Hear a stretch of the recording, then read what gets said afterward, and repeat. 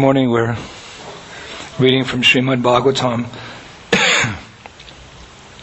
Canto 4, Chapter 19, entitled King Prithu's 100 Horse Sacrifices. Text number 28. Ayam marutvam tamihartanasanam Yaba mahe tvachtrabasa visham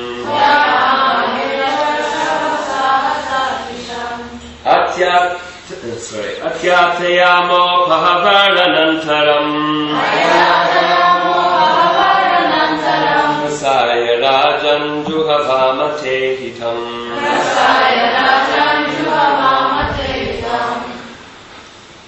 Translation. Dear King, Indra's powers are already reduced due to his attempt to impede the execution of your sacrifice. We shall call him by Vedic mantras, which were never before used, and certainly he will come. Thus, by the power of our mantra, we shall cast him into the fire, because he is your enemy. Purport. By chanting the Vedic mantras properly in a sacrifice, one can perform many wonderful things. In Kali-yuga, however, there are no qualified brahmanas who can chant the mantras properly. Consequently, no attempt should be made to perform such big sacrifices. In this age, the only sacrifice recommended is the sankirtana movement. So in this verse of Srimad Bhagavatam, we hear how Indra, due to his offense of attempting to steal the sacrificial horse from a Vedic sacrifice performed by Prithu Maharaj, he lost, it says here reduced, or lost his material and spiritual powers. As we discussed last week, the Lord often empowers his devotees for important services. Now the demigods are all devotees of the Lord. Granted, they may not be the highest example of devotional service, like the residents of Vrindavan or the gopis in particular, but they are very elevated souls. And we have to be careful not to offend the devatas. We don't condone demigod worship. At the same time, we should not decry the demigods and their important services to the Lord. They're part of his administration. They are empowered with special potencies in their management of the affairs of this universe. We hear how Brahma creates, Shiva destroys, Indra, he sends forth rain, Vayu's in charge of the wind, Varuna's in charge of the ocean surrounding Australia. These things are not going on by chance, as modern science would have us believe. Prabhupada once said that behind every energy is an energetic. It's an important thing to remember. Behind every energy is an energetic. Just like, for example, in this room we have light. Various types of lights. Bright yellow lights on the deity and white lights on the sides of the walls hidden by some small curtains. Chandelier over Srila Prabhupada. There's light. But it can all be traced back to a power station, for want of a better word. A power station. And obviously at the power station there's a person at the control. So there's an analogy of behind every energy there's an energetic. And logically we can conclude there are so many energies in this world. Unlimited various types of energy. And the same thing holds true. Behind every energy is an energetic. So who's the energetic behind all the energies of this world? Ishvara Parama Krishna Satchidananda Vigraha Nadir Adir Govinda Sarva Karana Karanam. Sarva Karana Karanam. He's the cause of all causes. In the same way, he because he's engaged in his loving pastimes in the spiritual world, doesn't want to be so much bothered with the affairs of this world. This is where the souls who turn away from him come, and he kindly gives them the playground of material existence. But Prabhupada said the Lord never personally comes in touch with the material energy. He does so through his agencies. Even to impregnate the living entities into this material world, he does that through the potency of Shiva. It's said that Shiva is the glance of the Lord. The glance of the Lord personified is Shiva, which means all auspicious. And through the glance of Shiva, the Lord impregnates the living entities into the womb of material nature, so they can go on with their affairs of whatever they want to do in this material cosmos. So everything has to be managed. All these souls have dropped down into the material world with the ultimate purpose, hopefully, of, after millions of lives in this material world, waking up, wake up, wake up, go back. So the whole thing has to be managed until they come to their senses. So who does the management? It's the devatas. What does the management mean? It means that the things have to be managed. The sun, the light, the rain, the wind, the water at Bondi Beach, has to all be arranged under someone's control. And if it wasn't arranged, it'd be a big mess. Just like here in our temple, we have our Varanayaka. Now, it's a difficult position, because you have to manage the material energy. And managing the material energy is a headache. I know, I was temple president on several occasions. I didn't have the best reputation as a manager of New Mayapur. We had a lot of fun, but we ran into debt. Durban, South Africa. I know that you're dealing with material affairs and spiritual affairs, of course, but somebody has to take the headache of, having the planning sessions and then executing it and following it up. And some devotees have that ability. So just imagine if Vara didn't have his committee meetings and his deity department meetings and his sankirtan meetings and meetings. That's what it means to be a manager. Meetings. Things would not go smoothly. So the devatas, simply put, they manage the bigger picture, the universe. It couldn't be going on unless there was somebody managing it. If someone's not managing material energy, it just, becomes a mess. Now to do the service here, Vara needs the blessings of Bhakti Vijayapurna Maharaj and Srila Prabhupada and the AGM and the GBC and ABC. He needs the blessings to do that particular service. It's not an easy. We do these things We do these things by kripa, by mercy, because otherwise it's impossible. We're not only managing material things, we're managing the spiritual lives of many devotees. Prabhupada said one time the first duty of the GBC is to make sure that the people in his charge are chanting 16 rounds a day and following the four legative principles. And not that we just go to managerial school and therefore we become qualified to be a temple president, a regional secretary, a GBC, or anything like that. No, it takes great spiritual acumen. It takes great spiritual strength. And where does our strength come from? Krishna says, I am the strength of the strong, devoid of passion. So devotee gets blessed to do these services. So imagine if this service, if managing a temple or a region takes expertise and blessings, imagine managing the universal affairs. Where do they get that? They're jivatmas just like you and me. We can say that theoretically. They're just like you and me. These demigods are posts. These are not eternal positions. They're posts. They're jobs. You get hired. You do it for a while. And then, depending on how you do it, you go up or down. But where do they get the power? They're jivas. Where do they get the power? They get the power from Krishna. They're dependent on Him for everything. He is the source of their existence, their maintenance, and their dissolution. Name vidu suragana prabhavam na maharshaya ahammadir idhevanam maharshinam chasarvashaha. Very nice verse. Neither the hosts of demigods nor the great sages know my origin. For in every respect, Krishna says, I am the source of both the demigods and the sages. But, or we should consider, it doesn't have to be a but we can consider that just as the Lord empowers His devotees, He can take those powers away. In the Bible it's stated, the Lord giveth and the Lord taketh away. Why would the Lord take away any or all of power invested in His devotee?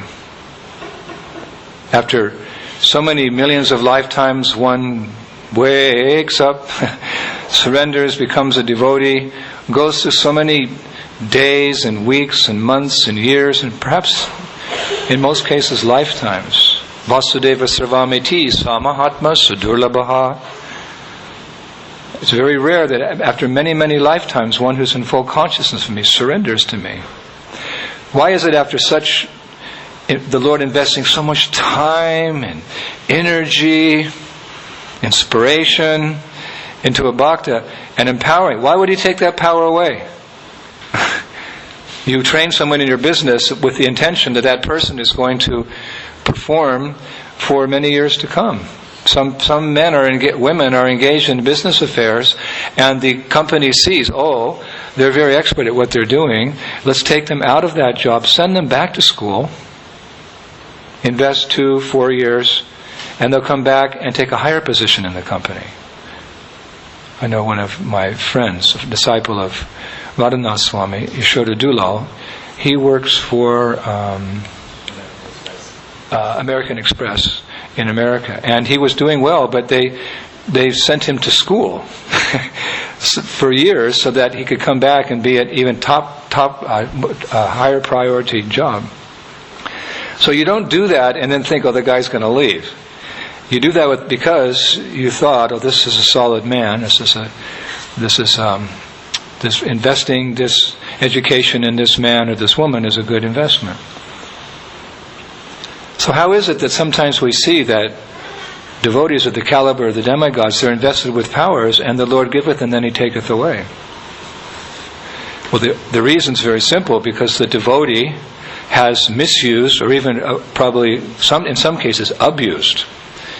Misused is a strong, but abused, that's a very strong term.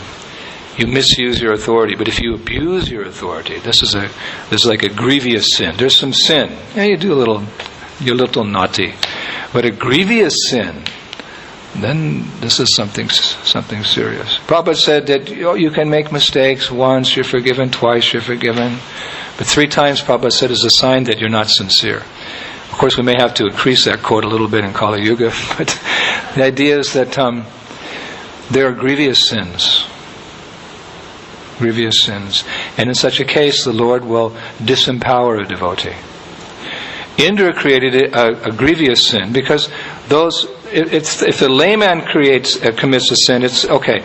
But if those in charge or those who have responsibility commit a sin, this is something different.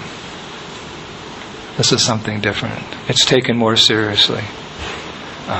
So Indra, he has a very important responsibility. Without the rain, then there won't be grains, and without the grains, we can't perform the yajnas, the sacrifices to please Vishnu for material and spiritual prosperity. What to speak of having chapatis and rice and dal and so many things. Fodder to feed the cows and the bulls, and so Indra is a very responsible personality. But he became irresponsible. He committed a grievous sin. He stole the sacrificial horse from the sacrifice of Maharaj Prithu. Why did he do that? He's nicely situated. What does he have to worry about anything? He's got Shvargalok, and plus he has devotional service. You couldn't think of executing. Of course, we don't necessarily try to arrange that, but gosh, sometimes you live in a palace and sometimes you live in the forest. What if you live in the palace all the time? You're not going to complain. Sometimes you live in places where you get bitten by bed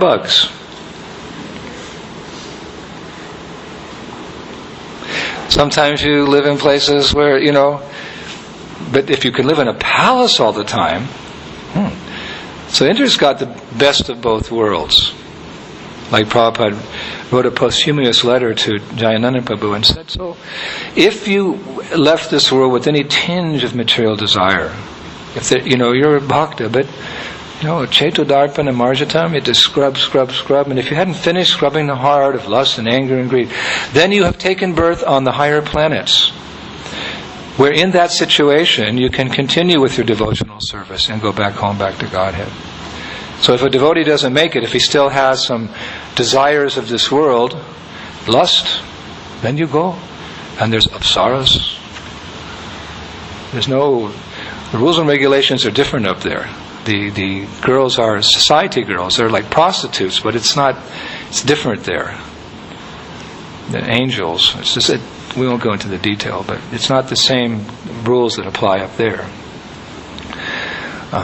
And there one enjoys, and then when that nice situation goes, the Prabhupada said to Jayananda, but because you were hearing the Maha Mantra at the moment of death, I say you've gone to Krishna Loka. All glories to the holy names, our saviors. So, why would he throw away such an opportunity? Because he has that little bit of pratishta, a lot of pratishta in the heart. What is pratishta? Na dhanam na janam na sundarim kavicham va jagadisha kamaye mama janmani ishvare bhavatad bhakti ahaitaki tvai. Mahaprabhu warns us. He's taking us from Shraddha to Prem with the Shikshastakam verses. Na dhanam na janam na sundarim. Lord, I have no desire in your service to accumulate wealth, to enjoy the opposite sex, to have any number of followers of mine, which means, like Prabhupada translated as desire for name and fame. So he has this big position, Indra, and his weakness, his Achilles heel is this attachment to this big position. And when he saw Maharaj Prithu performing this, what particular type of sacrifice was he? Ashvamedha, where you sacrifice the horse. 100 horses. Then by doing that on a certain amount of time, 100 or 1,000 times, then you can attain the post of Indra. So Indra's thinking, this guy, it's not a Shaktavashavatar, but he's thinking like that. He's doing this yajna so nicely that he's going to get my job. Everybody worries about that, especially now in the time of recession. We may become redundant. It means that they remove the job or somebody else takes over the job. We're all worrying now I'm going to lose my job. Again, because Indra's a post. It's not an eternal person, Indra. You might have been Indra one time. You might have been Brahma in some creation. At the time of creation, the most pious person in the universe becomes Brahma. And then other pious souls assume the roles of various demigods. To become Indra, one has to perform hundreds of such aswamedha, or hundreds of thousands of such aswamedha yajnas. He has to distribute have distributed unlimited charity to the brahmanas, dug so many wells, established so many roads, etc., etc. Punya, pious activity. But in the material world, there's always somebody better than you. There's always somebody a little bit better. If you're the best athlete, somebody will come along who will better you. You have to be prepared for that. In the material world, there's one gold medal at the event, and then a silver, and then a bronze. It's always like that. And then next year somebody else gets. But in Krishna consciousness, because every step is auspicious, going back home, back to Godhead, everyone's a winner. Every day. Param Vijayate Shri Krishna Sankirtan. Let there be all victory for the chanting of the holy names. We're always victorious. We're chanting our rounds every day and serving the holy name through our various propensities, raising children in Krishna consciousness, going out to distributive books, managing temples. It's all part of the complete whole sankirtan, the complete kirtan of the holy name. Sam means complete. Then we're successful. Param Vidayate Shri Krishna Sankirtan. Let there be all victory by chanting. Spread by chanting and by spreading the chanting. But in the material world, there's always somebody better than you. So Indra is afraid of losing his cushy throne. Therefore, when he sees a yogi, a jogi, as they say, Prabhupada say in Bengali, jogi, when he sees a jogi, very successful at his tapas, his penance and austerity and his mystery, he gets a little bit nervous, and often he'll send an apsara down, a heavenly prostitute, to tempt him. And these are no ordinary girls. They're empowered with the feminine Shakti, very much empowered. And these great sages, though they're very renounced, not only just renounced, but renounced with vigyan, with realization, sometimes they're no match for some of these heavenly girls. I think one of them's name is Urvashi. Urvashi has been the downfall of many a sage. So in the same way, Indra was worried about Prithi Maharaj, so he didn't have to be worried. Devotee shouldn't be envious of another devotee's position. He should think, let me become sincere like that Vaishnava and get the same mercy of Krishna. He doesn't think, I'm envious. No. He's appreciative, and he thinks, that devotee's done so well. He's received Krishna's mercy. Let me go towards that devotee, touch his feet, and inquire from him how to execute Amala Bhakti, pure devotional service. Me, I must be performing some kind of other devotional service. Prakrita Bhakta. My devotional service is mixed. His devotional service is not so mixed, or maybe it's pure.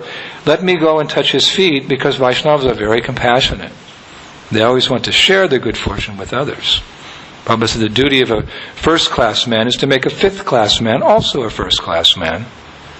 So really, devotees, reflecting on their good fortune, spend the rest of their lives, once they become devotees, simply uplifting all of humanity. That is their pleasure, pastimes. But not Indra. He had this black seed in his heart, and he was envious, and so he got the danda. The different ways that you can bring someone to the proper conclusion. There's different types of diplomacy, because you have to lose a little diplomacy, even sometimes in dealing with the student, or the citizens, or even the disciples. Some little diplomacy may be required. You can't just be straightforward, because you're not dealing with someone who is straightforward. You're still harboring material desires. So, what you do is you offer a gift. You tell the child, I'll give you a burfi if you do this. Okay, I'll do it. And if next time I do it, will you also give me a burfi? Yes. That. Or you offer the minister a gift. Or you offer a position.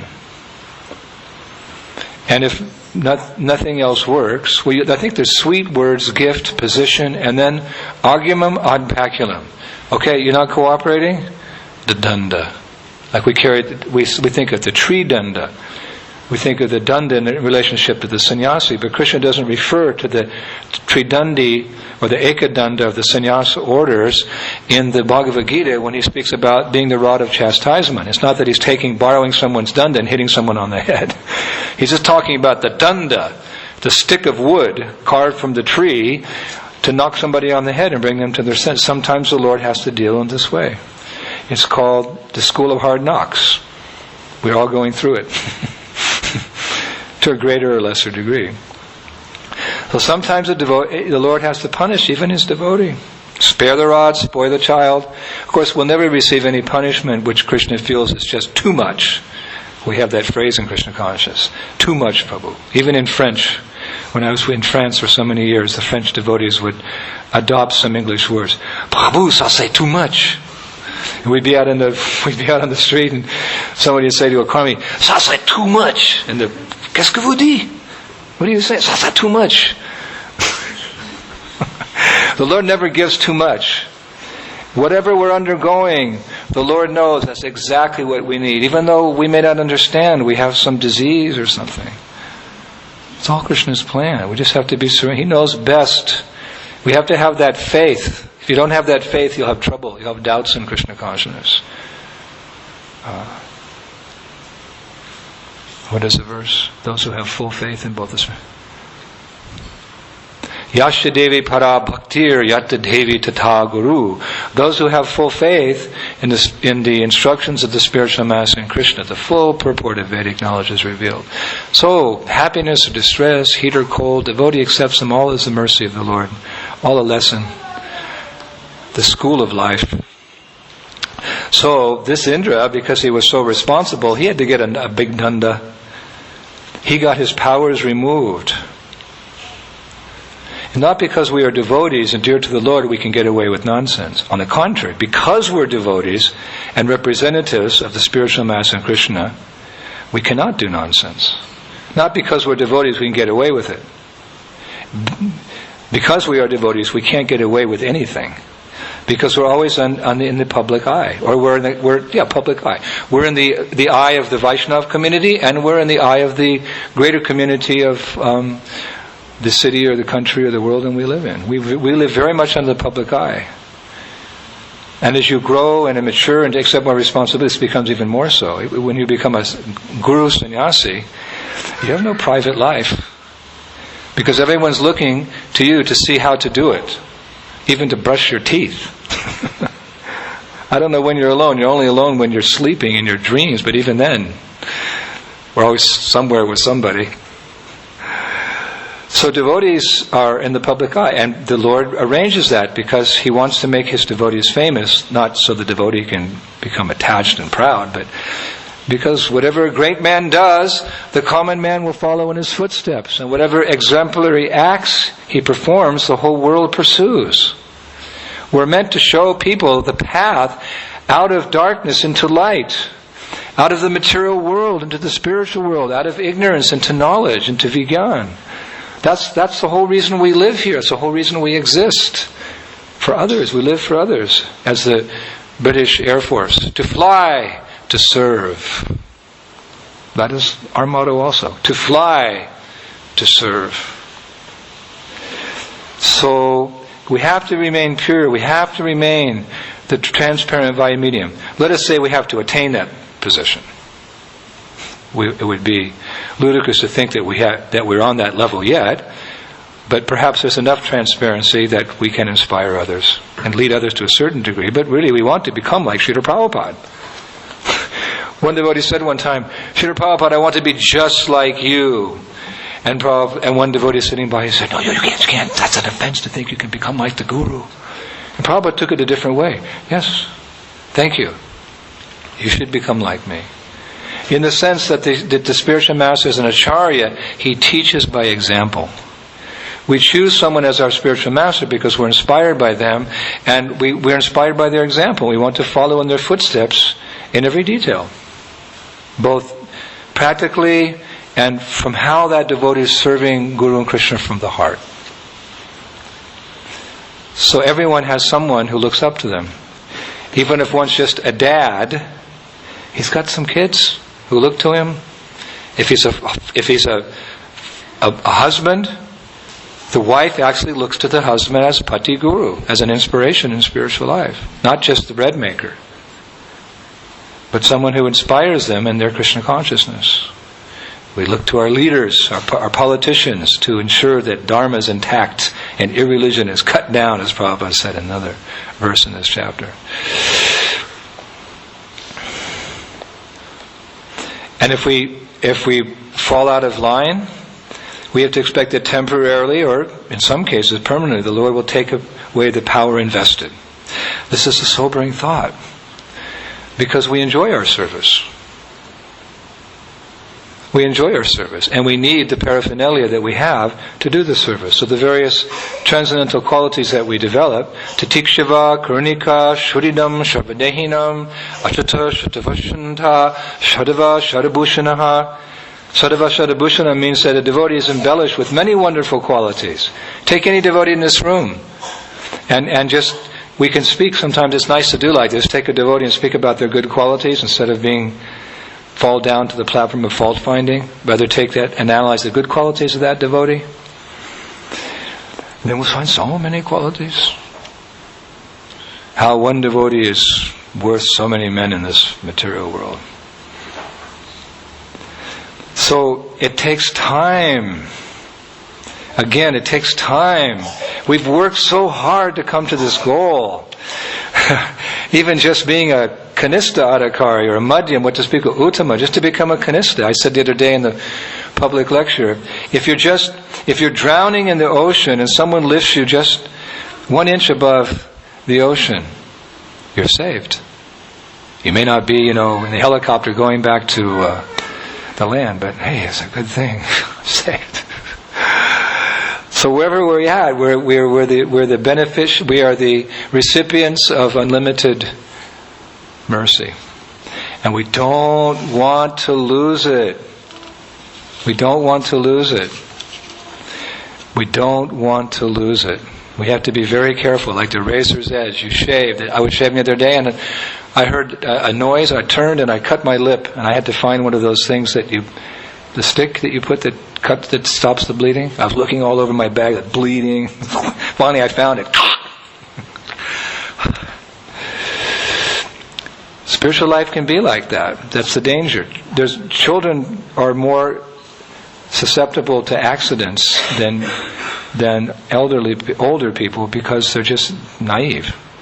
And we are children, we are infants in spiritual life, so we are more apt to make mistakes. Therefore we have to really take shelter. In Hari, Guru, and Vaishnava. They have to protect us. And they protect us in the sense that we follow their instructions, we're safe. But if we deviate, some gross deviation, then the mercy may be withdrawn. One time Brahmananda, Prabhu told me the story that he acted very inappropriately. He didn't tell me exactly what it was, but he said it was not nice, what he did. Something offensive. And Prabhupada was so angry at him. Prabhupada was so angry. Prabhupada would become angry, his lips would tremble. Like that. He became so angry. He said, Brahmananda, you are such a nonsense. You are such a rascal. I'm withdrawing all my mercy from you. Can you imagine if your spiritual master said that? I'm withdrawing all my mercy. I am no longer responsible. You're on your own. Like you're out in space and you're connected to the spaceship, to the satellite out there, and by the tether to the space module, and somehow it gets cut. What is your fate? You become a satellite of sorts. You become there's a lot of garbage orbiting the Earth right now, just because space vehicles explode, or they just leave them. They run dry, or they're out of. The energy they can't go on longer. There's just a lot of Sputnik satellites floating. It's like people are worried about it. Our environment. Like, imagine if you become part of the debris circulating the Earth. You're out into outer space, beyond gravity. Or you're in the ocean, the great ocean, and you fall overboard, and then the ship just keeps going. Hey, yo! Nobody, they're all partying on the ship. Nobody hears you, and you just see the lights of the cruise ship going off, and you're in the middle of the Atlantic Ocean between, New York and London. Oh my God, happens. But worse yet is to be connected to the Guru Parampara, and to commit such a grievous offense that your spiritual master would say, I'm withdrawing my mercy. So Brahmananda told me, he just fell to his knees. He actually fell on the ground, began crying, sobbing like a baby. No, Prabhupada, no, please. Crying, real tears, not crocodile tears. Real tears, no. Prabhupada said, all right, I forgive you, but don't do it again. Like that. And there are other examples as well. There's examples of very elevated personalities who apparently make a deviation so that we can be instructed. Chodharidas, he was a sannyasi, Chota means like little Haridas. There was Haridas Thakur, Namacharya, and there was Chota Haridas, but he was no little personality. He was a very dear associate. He got the danda from Mahaprabhu or one of Mahaprabhu's associates. I don't know the history. But he was a sannyasi in the camp of Gauranga Mahaprabhu. And he in those times, strict times in Vedic culture 500 years ago, he gave rice to an old Bengali woman. And that was not allowed for one in the renounced order of life. That was considered a discrepancy. So Mahaprabhu withdrew his mercy. He refused to even see him again. Of course, the Lord never fully abandons one who has served Him sincerely. We have to remember that. Just as it's said that a woman and an elephant never forget an offense which may be committed to them. Chanakapanda says in Niti Shastra, logic, so the Lord never forgets any service rendered to Him. He's more inclined to remember the service and the fault in the long run. Just like Lord Chaitanya, we hear He doesn't accept offenses, He only accepts service. But of course, if we commit offenses to Lord Chaitanya, then there will definitely be some reaction, because the devotees will be displeased. So he withdrew his mercy from Chota Haridas, and Chota being completely devastated, he just gave up his life. He considered the pain of suicide to be less than the pain of having to live without Mahaprabhu's mercy. And to die is no easy thing, even for a transcendentalist. To separate the soul from the body, we cannot even imagine what that's like. We have to be really prepared for that. To separate the soul from the body. You separate some of the possessions of the body from the body, we get upset. To separate from the body. So he willingly, in those days it was considered that the right thing to do was to just give up your body. So he did it. He went to the Sangam of the Jamuna, the Ganges, and the Saraswati. He gave up his life there. Not to be imitated. Other ways to deal with a fall down. We heard one sannyasi did that, and Prabhupada said, no, that's not good. He was avoiding service. Later he said that sannyasi was nicely situated. But these are different things. So Chota Haridas, he purposely gave up his body, and then he became an invisible angel, a Gandharva. There's a picture in the Chaitanya Charitamrita, and he was singing. Oh, it's here. Is that the original? That's from So here we see Chota Haridas. So it's not that the Lord abandons His devotee. He'll never abandon him. The Lord also apparently rejected Mukunda. It's not Mukunda Dutt, is it? Just a devotee called Mukunda. Mukunda for attending some lectures on impersonalism. Why he was doing that, it's not said. We also attended some lectures of the impersonalists at the Parliament of World Religions. I hope Lord Chaitanya doesn't reject us. We did so with the intentions of networking, making friends in the greater community of spiritualists, and so forth and so on. We know that interfaith, what the purpose of we have our interfaith part of our society. But in that case, Mahaprabhu rejected him also. He wouldn't even allow him to come see him. But when the devotees pleaded, please, no, Mukunda's a good devotee, please, Mahaprabhu. Mahaprabhu said, I will not see him in 1,000 births. Mukunda took that in a positive way. He said, oh, that means after 1,000 births he'll see me. The Lord said, I will not see him for 1,000 births, meaning a long time. But Mukunda started dancing in ecstasy. Oh, it's guaranteed. I'm going to see Krishna in 1,000 births. Whoa, Mahaprabhu. And he began dancing. And Dori, whoa. So he's got a lot of faith. Well, that's very nice, but none of us want to wait 1,000 births to see the Lord because of some discrepancy in our practice. That's why the pastimes are there as a warning. These are warnings. There's so many warnings, just like you're driving down the road. There's so many warnings. If you're a good driver, you read the signs.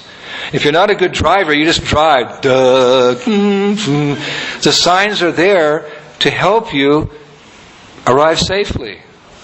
There's a sign, a circular sign, triangle sign. They have, different It's like that, so you slow down, you speed up, you turn, like that. Signs are there. So the lives of these devotees who I've been mentioning, they're great souls, but they humbly accept that pastime to instruct us.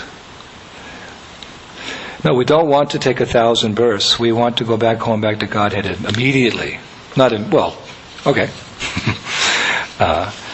One time a devotee said to Prabhupada, Prabhupada, I want to come back and distribute your books life after life. What? I said, what? What am I teaching you? You're not listening? That's a nice sentiment on behalf of the disciple, but Prabhupada said, you should want to get back to Godhead quickly because this is Kali-yuga. Things don't get better, they only get worse. We're always talking, wow, it's changed so much, it's become so degraded. Hey, don't be surprised. Prabhupada said one time, don't be surprised if things go wrong.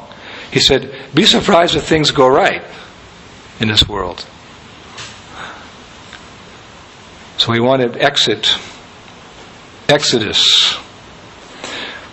So there's a few minutes left. We may want to discuss how it is after getting this opportunity of this rare opportunity of pure devotional service, because we may not be pure devotees, but we are practicing pure devotional service. We're on the path of pure devotion. So there, we say like that. After getting this opportunity of pure devotionals, how can we foolishly make a mistake, a grievous mistake, and give it up? There's different reasons. We may lose our appreciation of Krishna consciousness, and again become attracted to the material world because of some offense. It may happen because of an offense. We talk a lot about offenses. I think every day in most temples, before we start the day, we repeat the 10 offenses to the Holy. Every day we do that. Because these offenses are something that we have. Rules and regulations means things you do, things you don't do. It's not just rules. There's also regulations. Rules means to don't, and regulation means to do. So there's rules and regulations. So we talk about the positive, we also have to talk about the negative, because there's also the negative in us. It's the devil who made me do it, somebody will say. The devil, he's inside. So we have to discuss the offenses from time to time. Sometimes it's the offenses that cause us to forget our good fortune and make a more grievous mistake. Just like Akrura. Akrura was a devotee. He was, you could say, a covered devotee in the sense that he was working in the ministry of Kamsa. We have our deity ministry, and we have our this ministry and this guy. He worked in the ministry of Kamsa. And he was deputed by Kamsa to go to Vrindavan to get Krishna and Balaram. And he was such a realized devotee, such a bhakta, that he felt himself so fortunate that on the way to Vrindavan, he saw the lotus feet of Krishna and Balaram, and seeing those feet, he developed ecstatic symptoms. I'm going to see the Lord very soon. There's lots of footprints of Krishna all around Vrindavan, because the gopis, they just don't have the heart to erase the footprints of the Lord when they're sweeping the grounds of Vrindavan. They're in charge of sweeping and cleaning, and they come across a foot. They preserve it immortally. Forever. So he saw the footprints, and he was in ecstasy. So you begin to see what kind of devotee he was. But according to some Vaishnava authorities, Akrura offended the gopis of Vrindavan by not consoling them when he took Krishna to Mathura. Some of our acharyas have commented like that. That Akrura didn't, when he was taking Krishna and Balaram in the chariot, and what were the gopis doing? They were feeling a type of separation before the separation. There's different types of vipralamba bhav. One is anticipating the separation. That's very difficult. As difficult as the separation. Anticipating the separation. So they had seen the Lord in the chariot, Krishna and Balaram, and they're falling down in front of the chariot, holding the horses, holding on to the wheels. And some acharyas say, because Akrura did not console the gopis and explain what was happening, because of that offense, he was later forced to leave Dwarka and be separated from Krishna during the episode of the Simantaka jewel. At that time, Akrura had to take up an ignoble residence in Varanasi and Benares. That's how the acharyas explain it. So, this is something subtle. So we have to be very careful, because the level of our offenses is much more gross than that oversight of Akura. Our offenses are on the level of, sometimes devotees fall prey to intoxication, illicit sex, gambling, offending another devotee. That's called the Hatimata offense, to offend someone who's dedicated their lives for preaching the glories of the Lord. It may be a minor offense, may be a grievous offense. So therefore it sometimes slows down our progress, even to the point of lifetimes again. So if we're conscious of what the offenses are and we strive to avoid them, we can make progress. That's why Nectar Devotion there's an entire chapter entitled Offenses to be Avoided. A whole chapter. There discusses offenses to the holy name, seva aparat, offenses to the deities, offenses to the Dham. And we should study these things. It's within our interest. And another reason we may foolishly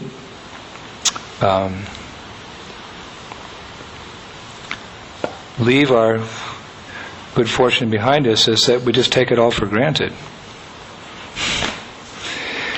What do they say? Familiarity breeds contempt. Like a child who can't appreciate the priceless jewelry of his mother when he flushes it down the toilet or throws it in a mud puddle. As infants, we are all infants. Prabhupada said, I'm trying to become a Vaishnava. A Vaishnava is a very elevated thing. As infants, we sometimes cannot fathom even the slightest iota of our good fortune. But we have to try. We have to remind ourselves. One way to remember our good fortune is to regularly hear the Srimad Bhagavatam, like we're doing right now. In the association, we discuss these things. We separate the men from the boys, so to speak. We separate the milk from the water, like the swans do. We separate what is material from what is spiritual. We don't get them all mixed up in our cloudy mind or our neophyte state. We begin to appreciate what is this great good fortune that we have in Krishna consciousness.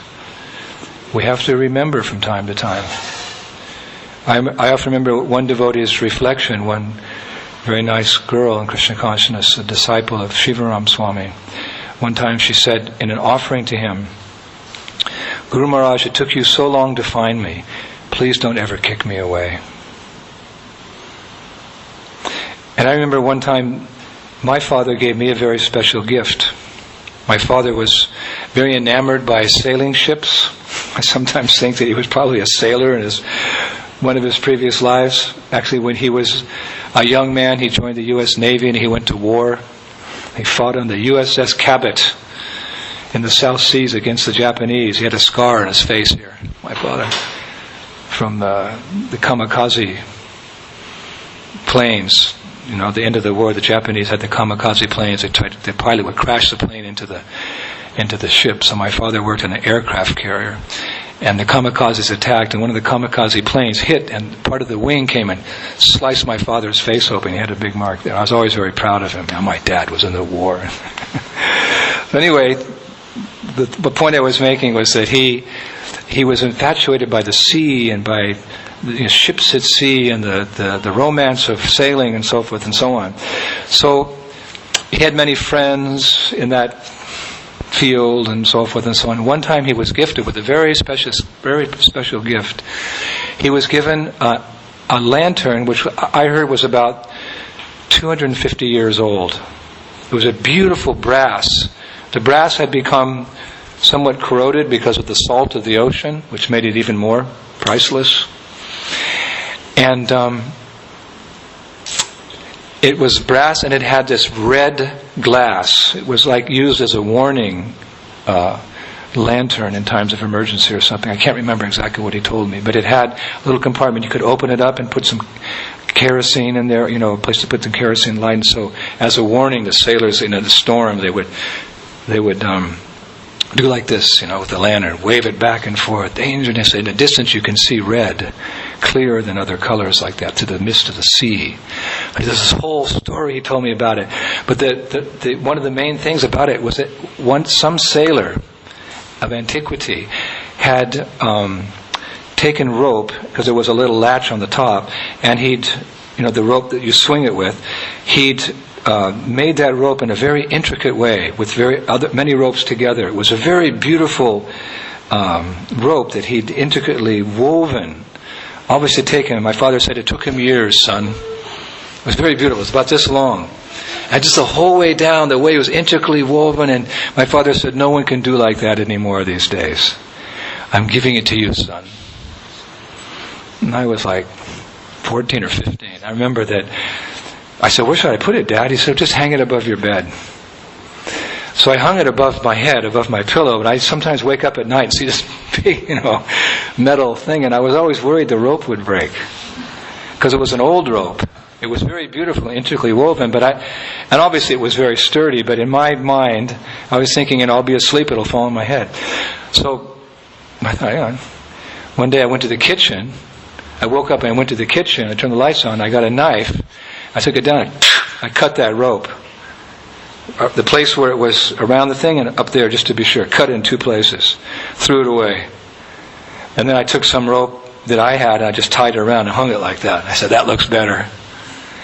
I remember my father came in the next morning to wake me, because I was up in the night, so I was a little late. He came to wake me up, and he saw that. He said, son, what have you done? I said, what?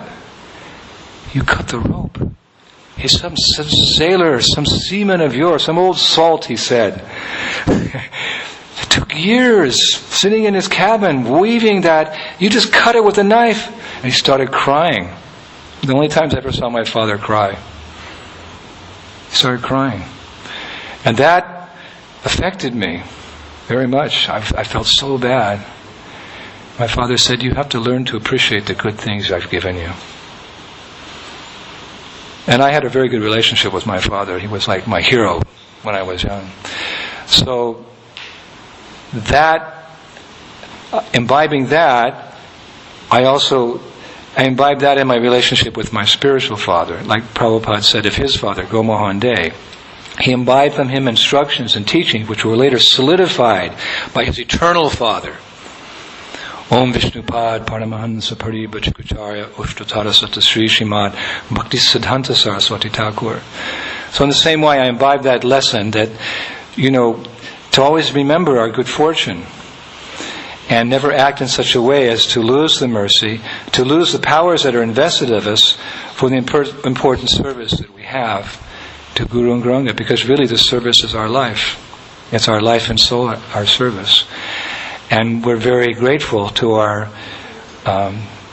beneficiaries, our spiritual masters, for investing us in the powers to execute that service. So let us always remember our good fortune and never deviate in any way, and rapidly make progress back home, back to Godhead. Grantara Srimad Bhagavatam Ki Gaur Premanandi